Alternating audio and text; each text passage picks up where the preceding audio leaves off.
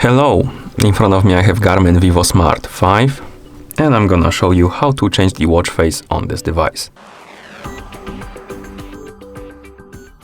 First we need to wake up the screen on our smartband, and you can do it by pressing the button or by tapping on the screen.